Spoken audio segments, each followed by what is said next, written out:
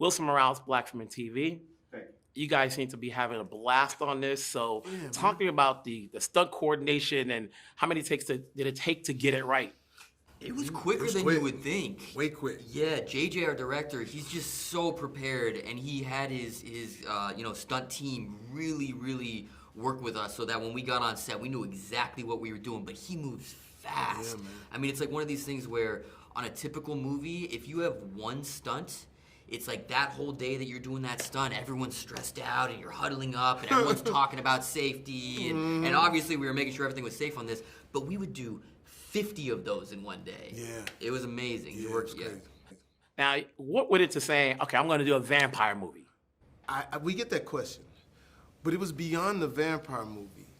It was this incredible director who come from John Wick, Fast and the Furious, and the stunts were amazing.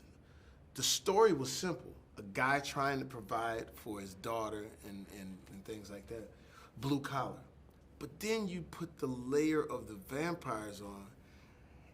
It screams Netflix. It screams that type of place to where, you know, this is a world where we're always enamored by it, but we've never seen it like this to where it's practical. I'm in a union. Snoop is my colleague. My union rep is that way. So it has all of those same elements of just regular film. I just think the vampire thing just puts it in a world to where the stunts can breathe. Because those stunts were really like sort of supernatural. When you first saw the lady, I'm fighting the lady at the beginning, and it's all this, you know, contortion. I mean, you know, only a vampire can do that.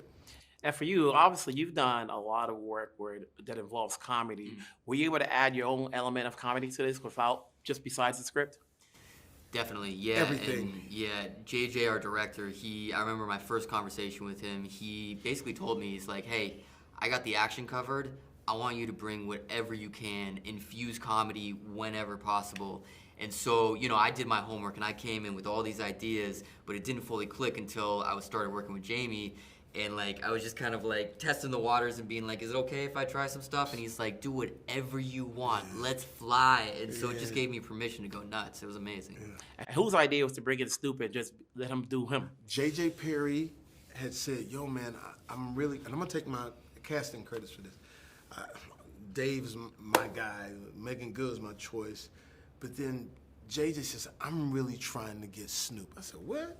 That's the homie. Easy call. I said, whatever you want. So we hit Snoop, and I said, Snoop, man, let's work with this guy, and you're gonna be a different Snoop. You're gonna be looked at as an action person after this, and then it all fell into place. And then before I let you go, obviously there's Meagan. You know, Meagan's Incredible. worked a long time. How's it working with her on this one? Man, Meagan Good is the best person on the planet. She's so great. Because she's incredibly beautiful, but it's also part of her character beauty. Does that make sense to where she could be super red carpet, or she could be exactly what she was in this, where she was this beautiful,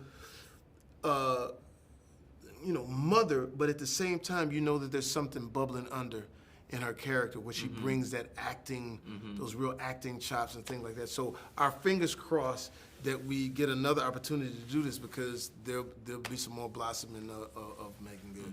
Okay, so we're looking forward to day shift number 2. Come on, man, we trying to get Keep you. it going, Shift, make it baby. happen. Come on. Congratulations, guys. Thank you so much. Take care. you. Thank you.